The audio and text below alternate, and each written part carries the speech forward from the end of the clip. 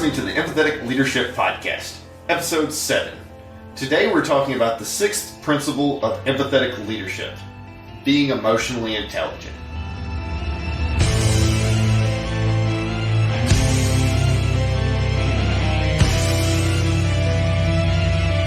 Hey everybody, Ronnie here. With me as always is my regular co-host Jason. Welcome to the Empathetic Leadership Podcast. If this is your first time listening, then thanks for joining us. The Empathetic Leadership Podcast is produced by Hinderless Media and released every Monday for your enjoyment. Show notes are found at hinderlessmedia.com. Come back often and feel free to add the podcast to your favorite RSS feed or iTunes. You can also follow us on Facebook. All links are in the show notes. Now let's get into the show. Sensational, that's what you are. What are you doing here?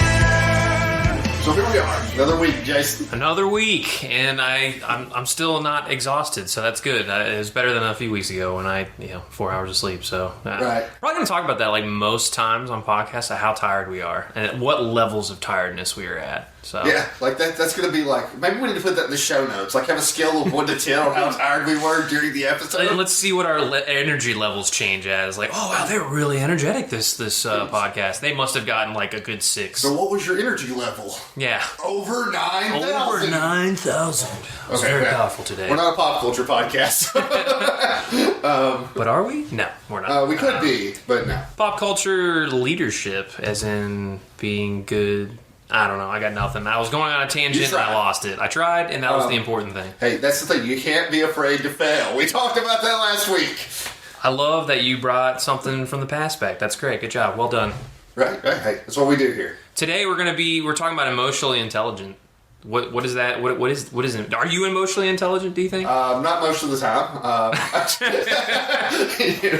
Well, I like to think that I can be emotionally intelligent, but actually, this is one of the principles that I'm probably the weakest on empathetic leadership. So, well, luckily I've got my psychology degree, so maybe that'll play in here. Probably not. It's just a bachelor's, people. Calm down. So yeah, let's get into it. So, first thing, is we must understand our emotions, the emotions of others, and the power of those emotions in our everyday business in order to lead our people in a way that maximizes their production and fulfillment. It's a really good way of putting it. Yeah, I don't know, maybe I plagiarized that from somewhere. Probably. Actually, I didn't, but it took like 20 minutes. Maybe like you have a photographic memory and you just pulled it from a book and it was in your head somewhere swirling around. You're like, that's perfect. And it's like, actually, Dr. blah, blah, blah wrote this. Right, but from a psychology point of view, because that's important here. Like, being emotionally intelligent is very psychological. Yes. From a psychology point of view, like, what is emotionally intelligent? Beyond just kind of like this textbook definition that I just gave it. Yeah, I mean, I think it really ties into empathy, and it's one of the biggest things. When they say when people talk about empathy, it's all about basically seeing through somebody else's eyes, feeling what some other people are feeling, and a lot of people have a hard time with that because in order to do that, you have to be vulnerable and to be able to do that. And by being vulnerable, you like a lot of times for people to open up to you, you have to open up to them first, and right. That's where it can kind of come into play. And to be emotionally intelligent, I think, is being able to read somebody without them outwardly saying it. Like, no one walks around and goes, I'm sad, right. Or I'm angry today, or I'm really happy.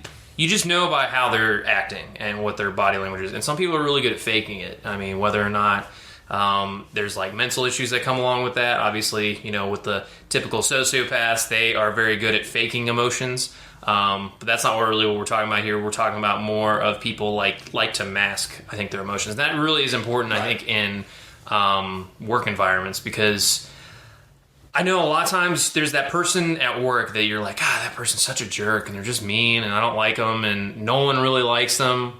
The thing is, though, I think there's always a reason why somebody is the way they are, and you don't really know what their past is. And the hardest thing, and I'm super guilty of this, the hardest thing is understanding why, understanding that other people have their own battles that they're going through, and it could be some of the worst stuff you've ever even imagined, and you have no idea because they just look like every other person. When it comes to emotions and it comes to feelings and all that, it's all in your head, it's all in your brain. That's why it's psychological, like you said. And if you don't really probe or you don't try to understand somebody, it's going to be really hard to know. Obviously, you can't read somebody's mind. As crazy as that would be to be able to read someone's mind, you have no idea what's going through. So communication is a very important part. I think it's a very important part not only in relationships, but any type of relationship. And we've talked about this in the past.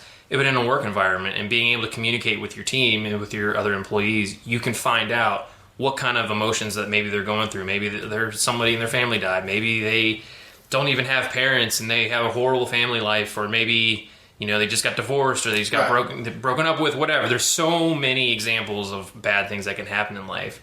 And so being able to read somebody and knowing what they're going through, it makes it so much easier. Right. And I think, what you're talking about there, it kind of goes back to the house theory that I talked about several weeks ago, with where, people's lives are kind of like a house where we get to see into the windows. Yes. But we can't see what's going on in the rest of the house. So you can't really, just judge people based on that window, because you don't know what's going on in the rest of the house. This one room may look terrible, but you don't know the raging fire that's going on in the rest of the house. Yeah. And we've really got to pay attention to that with people. And I think that's really important with emotional intelligence. But I also think that in order to really understand others, we have to first understand ourselves, understand our own emotions. For sure. And really that comes down to just paying attention to our own emotions as they arise. Yeah. I freely admit to a lot of people that I have a bad temper, and I've always had a bad temper. It's just I think that's a part of a personality. Not everybody obviously has that, and they're fortunate, because it's a hard thing to control sometimes, because if you're in a work environment and it's stressful, which a lot of times ours is, you have people that will just treat you like crap or be horrible to you to the point to where you want to just snap. And you have to understand, number one, I'm about to snap right now, so I need to walk away, go cool down, go do something, whatever it is. And then also, I think the biggest thing is to not allow yourself to even get to that point. And it took me a long time to really learn that. I'd say I was probably my mid to late 20s until I really understood of why am I letting other people control my emotions? And I think that really goes into it is, that's what I try to teach all the people that I work with is don't allow these people at work to control how you feel. If someone comes up to you and says some of the worst stuff you could ever say to somebody, don't let them be the one to control how your day is. Because I think we all focus on the most negative stuff that happens to us. It's kind of human nature, right? It is human nature, because think about it. Back in the hunter-gatherer days, anything negative that happened, you want to take note of it because you don't want to die. Right.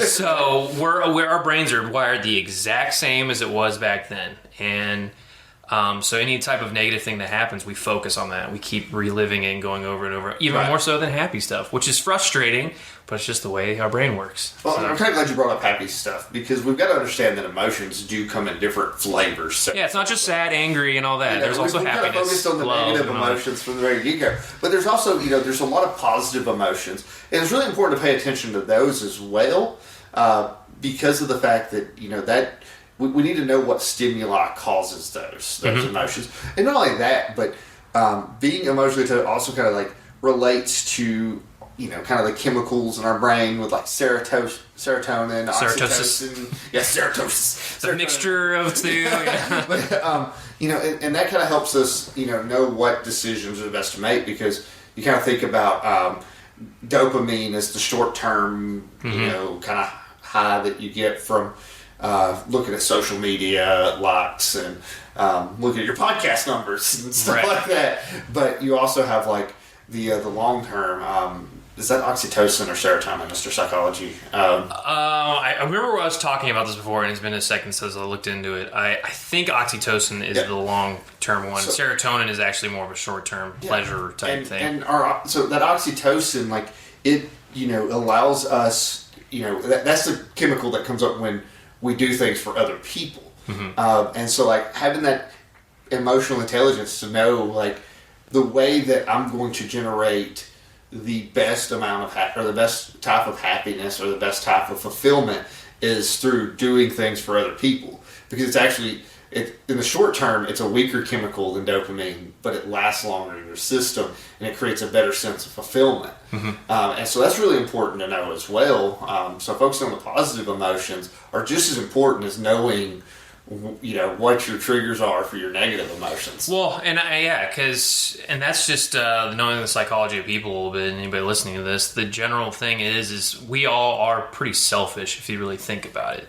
We help people because it feels good. That's why we do it, or at least it should feel good. And so that it is selfish in that sense. But obviously, by helping somebody, you make them feel good as well. So, like you're saying with the oxytocin, like, helping other people not only makes you feel good inside, but it's going to help that other person feel good as well. So it's spread. It's more of a spreadable type thing. And I remember the first time we started talking about this in the past, like, you mentioned something, I can't remember exactly what it was, but it was basically we want to boost oxytocin and dopamine, right? I think is what it was. Just oxytocin. Just oxytocin, and you want to keep down cortisol, because obviously that's the stress chemical. Yeah, maximize your oxytocin, minimize your cortisol. Yeah. Because cortisol is a trigger for a lot of negative emotions. That's kind of your fight or flight, like right before your fight or flight, because that's really adrenaline that causes the fight or flight.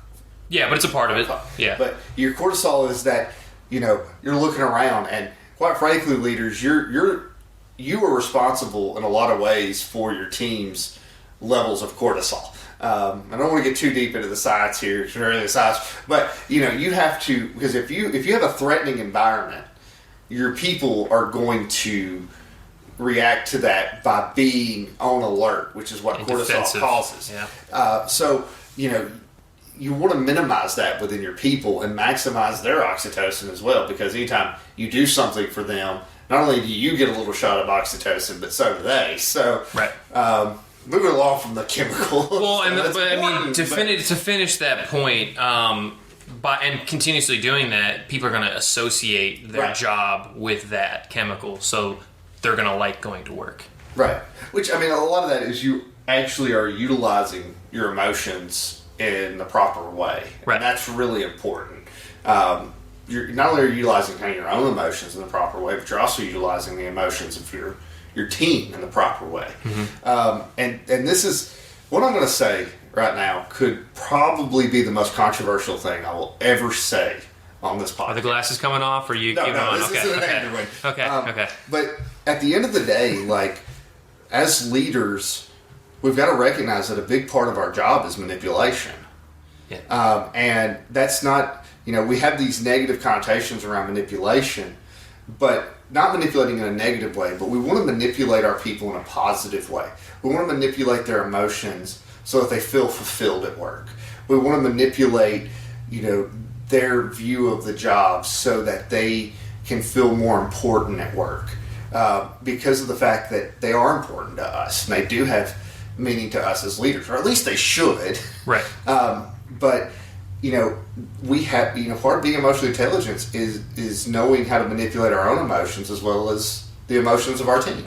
Yeah, and that's a great point, because the example that actually just popped in my head while you're talking about that is one of the worst locations or posts or whatever that I was ever in. Like, everybody hated it. It didn't pay well. Nobody enjoyed it. It was dirty. It was kind of gross, blah, blah, blah, whatever. Every time I was there, people enjoyed being there. And the reason is because I try to have as much fun as I can while I'm at work. And it was a terrible post, but it was like controlling my own emotions. I could be sitting there the whole day and I could complain and I could whine and I could just, this sucks. I don't even want to be here. Like, this is terrible, and just be miserable. And the other person that's working with me is going to be miserable as well. Or I could just be like, you know what? We're both in this crappy situation together and this is not that great, but let's at least have some fun with it. And so, like, obviously you still get the job done. You're not inappropriate about it, but being able to make a work environment enjoyable, like, regardless of how bad the job is, people are going to be like, okay, well, I at least like working with this person. So it's not so bad. And because they get that boost, they associate, like, happiness and enjoyment with going to work. And so they'll be more likely to stick around and not want to go somewhere else. Obviously, if the job stinks and they can go somewhere else where there's a better job and they can still get that same kind of benefit, they'll probably end up leaving. But for the most part, you're going to keep people longer because they're going to say, I at least enjoy somewhat going to work because the person I work with, I enjoy, And I think that's important not only for leaders, but other employees as well. Right. And I think it's really important to kind of know that no matter how enjoyable you make a workplace, it's almost guaranteed that eventually your team, they're going to go through moments of feeling like their job's not worth it. Right. I can't remember the name of the concept, but there's a concept where we always, after being at a job for so long, we begin to find the negatives, even if they're not prominent. And then you have the whole grass is greener on the other side thing. Mm-hmm. And so you've got to be aware of the emotions of your team so that you can help battle that as well. Yeah, I think what happens with a lot of people is people get bored easily with their job, especially with a lot of the jobs that we do. It's pretty simple operations and how it all works together.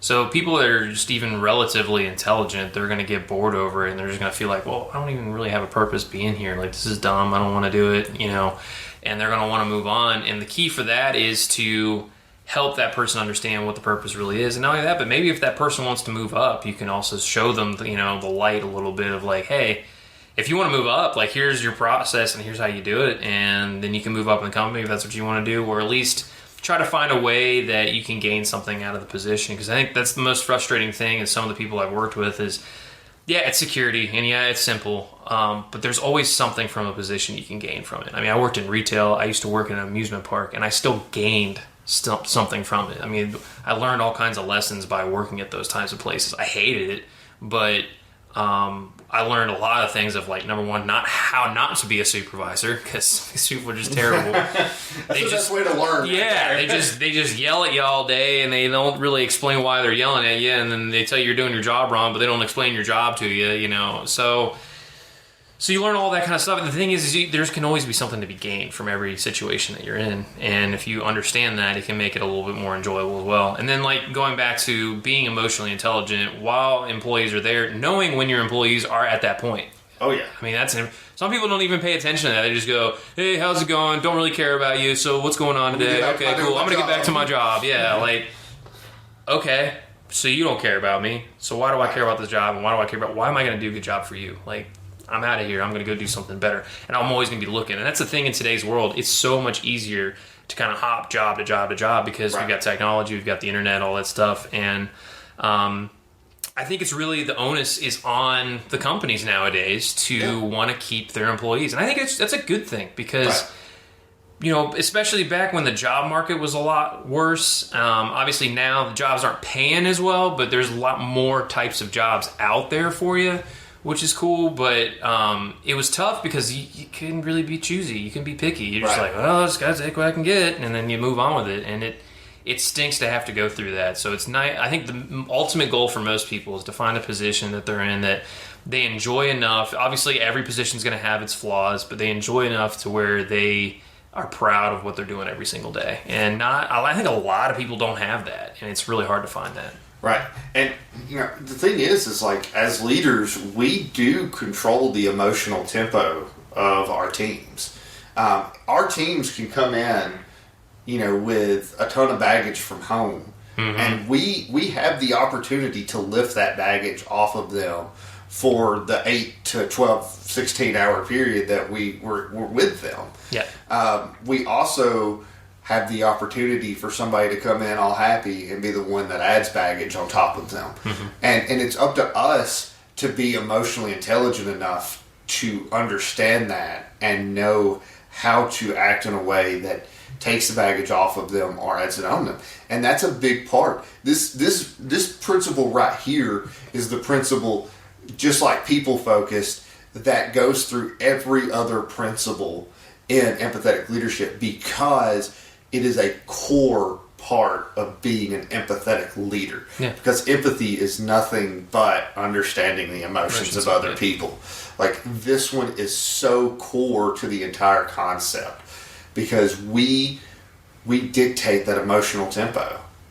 And if we don't understand the effects of that on our people, then we aren't deserving of that leadership position. Yeah, well, and even not being deserving, you're just not going to be very good at it. And you're going to lose people. You're going to have a high turnover rate, which makes you look bad in general with any company.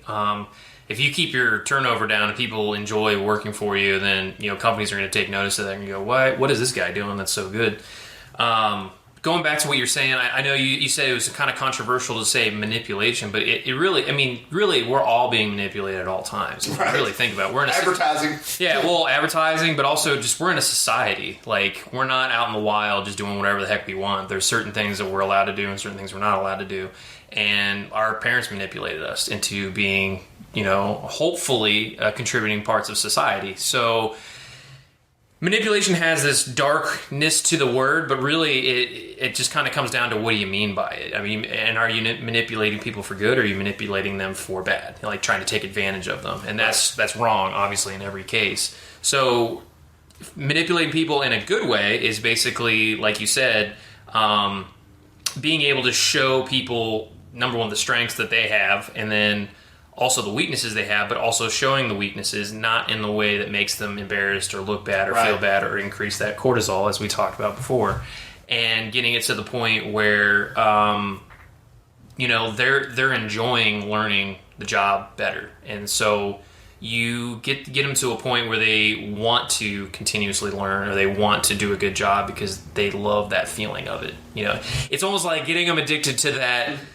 We're talking about like drug or whatever, but in a sense it is, because it's, you're making them feel good. And if you make them feel good as often as possible, they're just going to want to keep doing that thing. So it's like, oh, every time I do a really good job, or every time I help out Ronald or Jason or whatever, like they always make me feel really good about it. So I'm going to keep trying to do the best job I can. And then, you go from there. And I think it creates a really strong team. And I love creating strong team dynamics where people are having fun. Obviously not so much fun to where we're not doing anything, but fun to where they're like, you know what, it's not so bad. This post isn't as bad, and I enjoy what I'm doing. And this person actually cares about me. And I can give an example of, kind of creating a negative emotional environment with the job I've had. Mm-hmm. I worked a job after I initially got into management. I took a non-management job after leaving that management job. And at this particular job, there wasn't really any care for if people got their lunches or not. And these were it could be 10, 12-hour days, and you might get a lunch on your 10th hour, or you may not get a lunch. And the thing is one, that's unethical, in my opinion. Isn't it illegal, too? Don't you have to give someone a break every 8 hours or something like that? It depends on the state. But I don't really want to focus on that. That has its own problems in there. But where the emotional intelligence came in is the leadership there. I actually addressed it several times with the leadership there.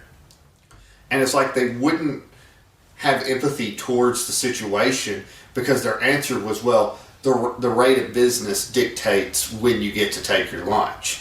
And I'm like, but it feels terrible to be doing the business and be hungry.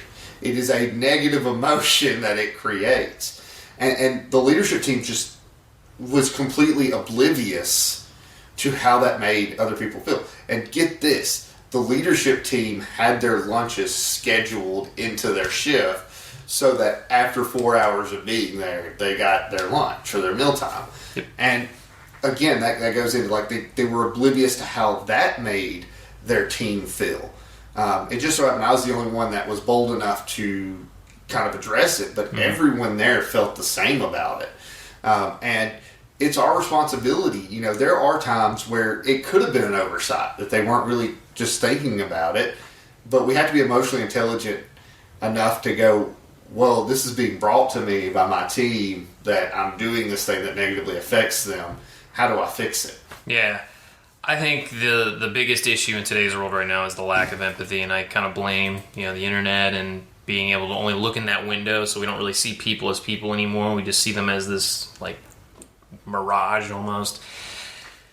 That situation right there is basically I'm getting mine, so I don't care about you. Right. And that's where it goes back to the Simon Sinek thing of where good leaders, they eat last. as he kind of puts it. I think it's the name of his book. And the whole concept of it is, it makes sense. It's like, take care of your people before you take care of yourself. And that's also empathy as well. And so it's just like, I'm getting my lunch, so I don't really care if you guys get your lunch or not. It's like, okay, well then why are they going to care about you at all? Because you clearly don't care about their well-being at all. And it's just going to create more strife and more issues. And then being hungry and working while you're hungry, you're going to do a terrible job. You're just going to. Right. You're not going to be able to focus. You're not going to. And the thing is, this company doesn't care about you, so why do I care? Like, why am I going to do a good job? Like, you're going to wonder why your turnover's so high, because you know what happened? One day I got up, went into that job, and said I quit. I don't want to do it anymore. I don't want to do it. People have levels of how much they're going to give a crap. And it's tied to money, it's tied to environment, and then once that level gets so unbalanced to where they're just not, it's not worth it to them anymore, they're going to leave immediately.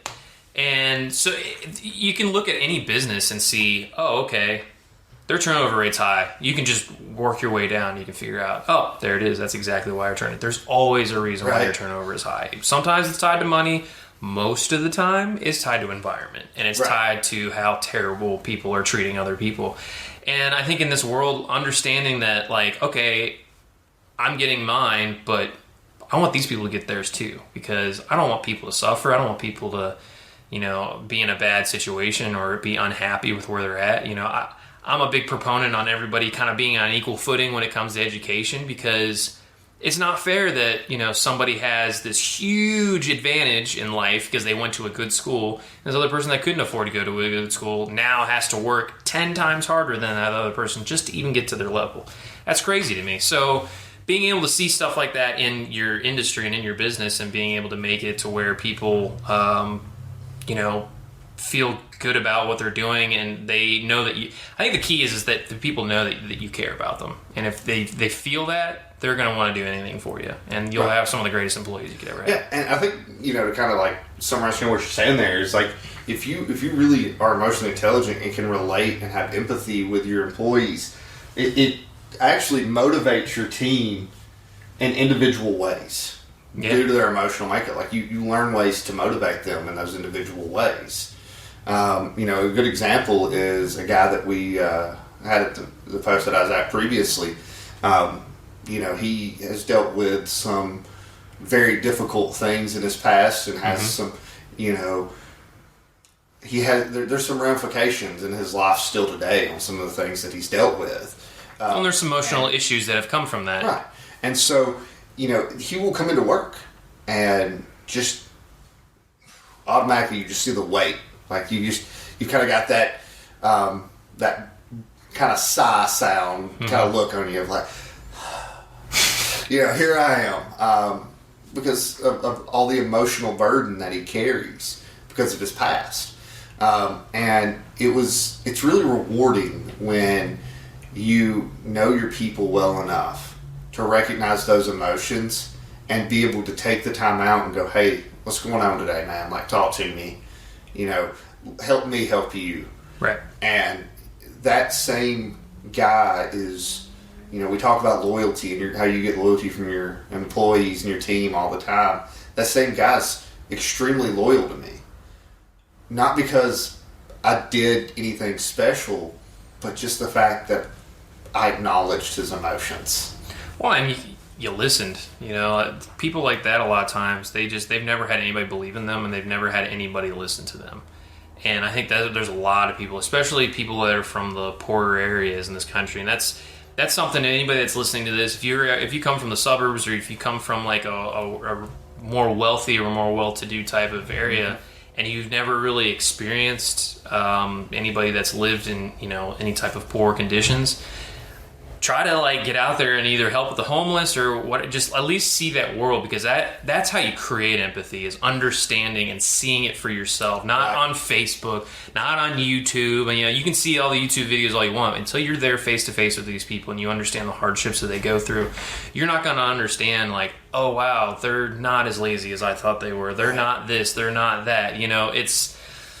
It's a lot different than you think it is. Yeah, and I know, for those of you that are regular listeners, you can tell that there's definitely a tone difference right now. And what we're saying, and there's a reason for that, because this is so important.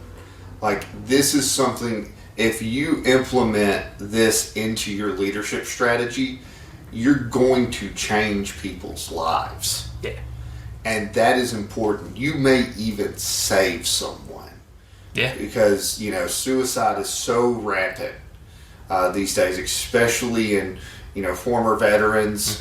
Young people are more susceptible. The minorities are more susceptible to it. You may actually, save a life. And I'm going to tell you, like, I've straight up, I've said it before to somebody who asked me what I did for a living, and, talked about, well, I'm a manager, I'm a leader. And they're like, what exactly does that mean?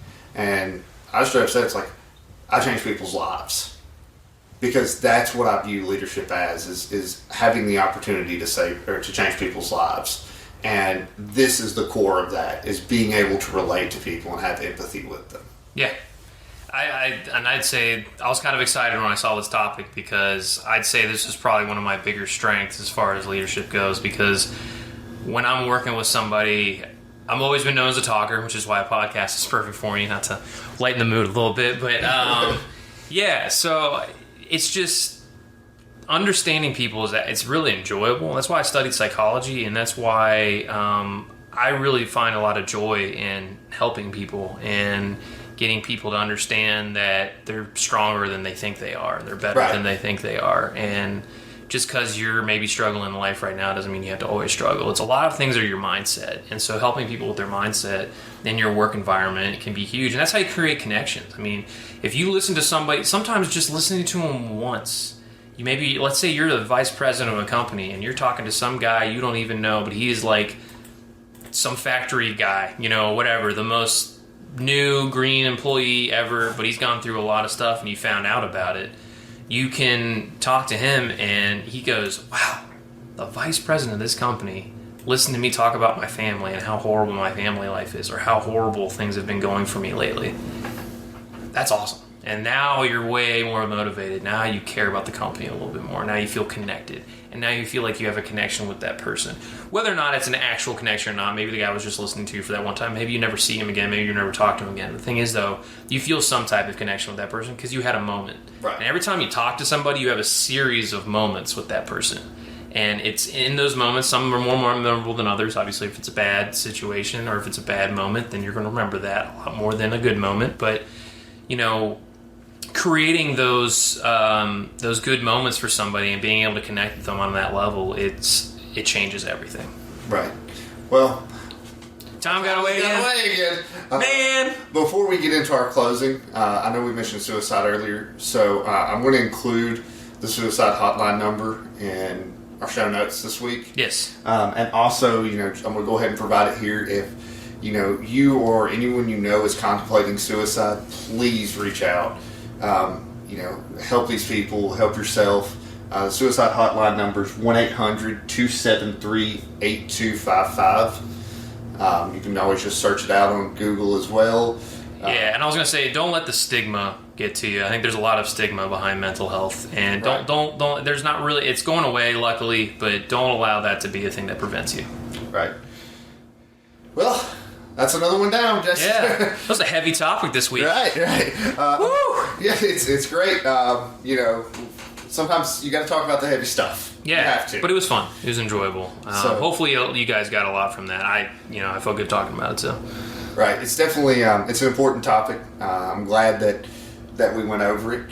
And as always, I forgot to mention this last week, but if you guys out there in listener land, like if you've got any suggestions. Yeah, especially if there's anything on this topic that we didn't cover that you were like, hey, you guys forgot this really important point. It's like, oh, and then we can cover it on another episode. Right, yeah. It definitely, like, episode ideas in general, like, please send those. We want to talk about what you guys want to hear.